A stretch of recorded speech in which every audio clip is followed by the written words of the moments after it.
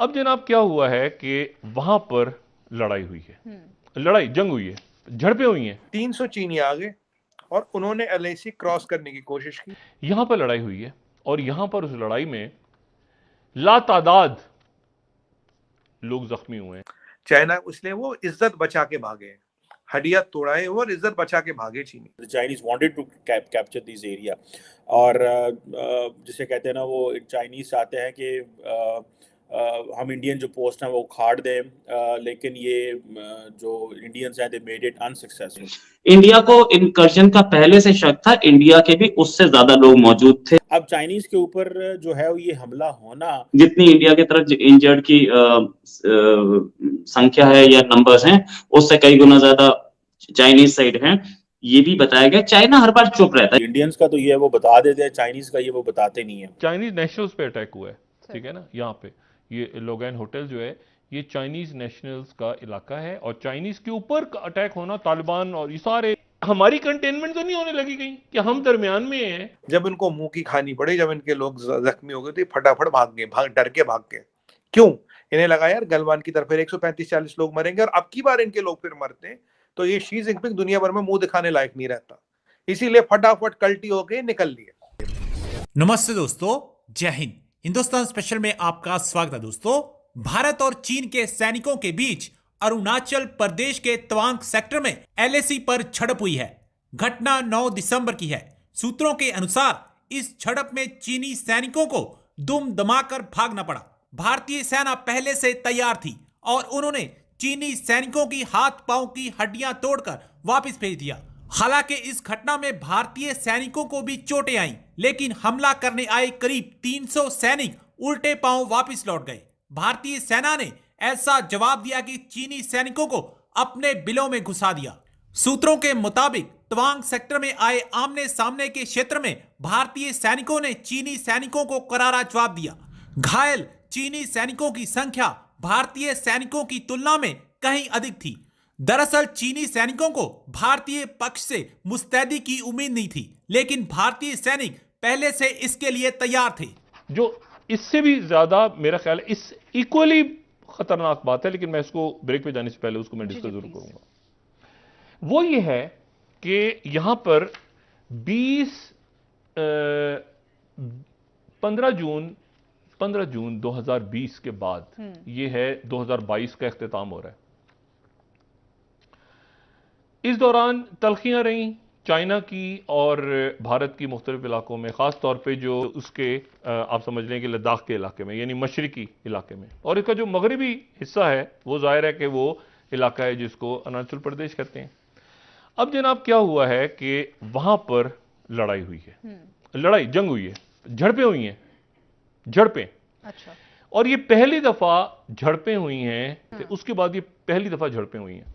यहां पर लड़ाई हुई है और यहां पर उस लड़ाई में लातादाद लोग जख्मी हुए हैं। एक तो वो वाकया पेश आया, उससे ज्यादा संगीन वाकया चाइनीज नेशनल्स जहां ठहरे हुए हैं, और राइटर्स को कोट करते हैं, हम राइटर्स को कोट कर देते हैं, जो हमारी 9th स्लाइड है, कि चाइनीज नेशनल्स पे अटैक हुआ है, ठीक है ना। यहाँ पे ये लोगैन होटल जो है ये चाइनीज नेशनल्स का इलाका है और चाइनीज के ऊपर अटैक होना, तालिबान और ये सारे वहां पहुंचे, लड़ाई हुई। चाइनीज और इंडियन ट्रूप्स के बीच क्लैश हुआ है और उसके नतीजे में 9 के करीब कहा जा रहा है कि लोग जख्मी हुए हैं। देखिए, इस समय ठंड का सीजन होता है और टेम्परेचर वहां पे इस लेवल पे पहुंच जाता है जहां पर आपके गन्स जैम हो जाएंगी, टैंक्स चलने बंद हो जाते हैं। वो -60 -50 टेम्परेचर वहां पहुंच सकता है। ये तवांग का एरिया है, अरुणाचल प्रदेश का एरिया, जहां पर रिलेटिवली काम रहता है, ज्यादा टेंशन रहती है लद्दाख साइड पे। उस एरिया में चाइना को ये लगा कि इंडिया टोटली इल प्रिपेयर्ड है, हम लोग एक इनकर्जन करते हैं। 300 लोग चाइना की तरफ से, 300 चाइना के फौजी आए, इंडिया में इनकर्जन करने की कोशिश की। 300 लोगों के सामने हमारा नॉर्मल पेट्रोल नहीं टिक सकता था। 20 आदमी, 15 आदमी, 30 आदमी नहीं टिक सकते थे। इंडिया को इनकर्जन का पहले से शक था, इंडिया के भी उससे ज्यादा लोग मौजूद थे। दोनों के बीच में क्लैश हुआ और क्लैश में कुछ लोग इंजर्ड, इंडिया के कुछ सैनिक इंजर्ड। जितनी इंडिया की तरफ इंजर्ड की संख्या है या नंबर्स हैं, उससे कई गुना ज्यादा चाइनीज साइड है, ये भी बताया गया। चाइना हर बार चुप रहता है। चाइना को पिछली बार भी एक मुंहतोड़ जवाब दिया था, जिसमें चाइना ने 100 से ज्यादा चाइना की तरफ से कैजुअलिटी थी, जो इंटरनेशनल रिपोर्ट्स थी। चाइना ने कैजुअलिटी एक्सेप्ट बहुत बाद में की। अब ये देखने वाली बात है कि 300 अगर आए थे, 300 से भिड़ कितने लोग सकते थे? 300 के सामने कम से कम 250 होने चाहिए थे, तब बराबरी का होता। तो इंडिया नॉर्मल पेट्रोल पे नहीं था, इंडिया के लोग वहां पे थे और इंडिया अच्छी तादाद में थे, जो कि हम लोगों ने स्ट्रेच किया। अगर 10-15 होते तो वो उठा के ले जा सकते थे, 15 तो कहीं मैच नहीं करते। आज चीनियों को उनकी औकात फिर गिना दी। देखिए हुआ क्या था, जो अभी ऑफिशियल इंफॉर्मेशन है उतनी बात कर पाएंगे, उसके अलावा मुझे कुछ नहीं पता। हुआ क्या था, जो तवांग सेक्टर है यहाँ 2006 में LAC डिमार्केट हुई थी, जो चाइना भी मानता हम भी मानते। अब करीब करीब ये हो गए 17 साल आज, करेक्ट? 17 साल हो गए, 16-17 साल। अब वहां क्या है, अब वहां हमारी पेट्रोल पार्टी जाती थी, पेट्रोल पार्टी में 10-20 लोग अपने एरिया तक पेट्रोल करते हो, अपने एरिया पे करते हैं। उस दिन क्या हुआ, 9 दिसंबर वाली बात थी। इस दिन 300 चीनी आ गए और उन्होंने LAC क्रॉस करने की कोशिश की। और अगर आपको याद हो, मैं आपके शो पे कह चुका हूं, LAC and LOC will heat up, it's a matter of time, take my word, it will heat up.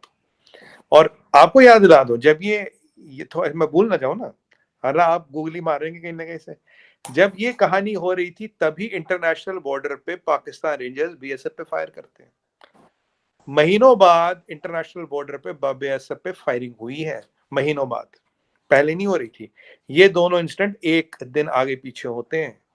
और उसके पहले क्या होता है, उसके पहले आपके नए चीफ साहब अफगानिस्तान बॉर्डर ना देख जाके, जहां तारीख लिखे तालिबान के साथ फुल फ्लेज लड़ाई हो रही, वो आ रही इस साइड कश्मीर साइड वाले बॉर्डर पे। और ये कश्मीर आना, उनका ISI का बैकग्राउंड, उनका मिलिट्री इंटेलिजेंस का बैकग्राउंड, और यहाँ BSF पे फायरिंग, फिर यहाँ पे ये चाइनीज वाला मसला। चाइनीज वाले मसले में मैं बताता हूँ।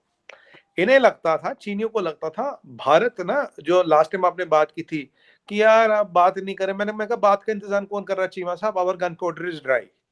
हम बात की गोलियां खा के नहीं बैठे, बात की सुपारी नहीं चबा रहे, बात का चूरन नहीं चबा रहे, बात करनी हुई करेंगे, हमारी तैयारी पूरी है। चाइना को लगा -0 टेम्परेचर है, बिल्कुल टाइम नहीं है लड़ाई करने का, ना वो कोई लड़ाई करेगा, ना कोई लड़ाई जीत सकता है उस ऑल्टीट्यूड पे, टेम्परेचर पे। It's not humanly possible. देखते हैं भारत की तैयारी कितनी है, देखते हैं भारतीय तैयार है नहीं है। चीमा साहब गलवान वाली इन्होंने फिर हरकत की थी, पीठ में छुरी भोंकने की। यहाँ ये करे बातचीत हो रही है, हो रही है, वो हो रही है। 300 लोगों का आने का मतलब पोस्ट की तरफ कोई मतलब ही नहीं। Who authorise that movement? Commander ने ऑथराइज किया, ये सेंट्रल कमांड के अंदर आता है। सेंट्रल मिलिट्री कमांड किसको रिपोर्ट करता है? डायरेक्टली शी जिनपिंग को रिपोर्ट करता है। ये हमारी तैयारी देखने आए थे। अगर हम गलवान टाइप एक इंसिडेंट करें, क्या भारत की तैयारी कितनी है, नहीं है, कितने लोग हैं, रेस्पॉन्सिवनेस क्या है, ये है। जब इनको मुंह की खानी पड़ी, जब इनके लोग जख्मी हो गए, तो फटाफट डर के भाग गए। क्यों? इन्हें लगा यार गलवान की तरफ 135-40 लोग मरेंगे, और अब की बार इनके लोग फिर मरते हैं तो ये शी जिनपिंग दुनिया भर में मुंह दिखाने लायक नहीं रहता। इसीलिए फटाफट कल्टी होके निकल लिए।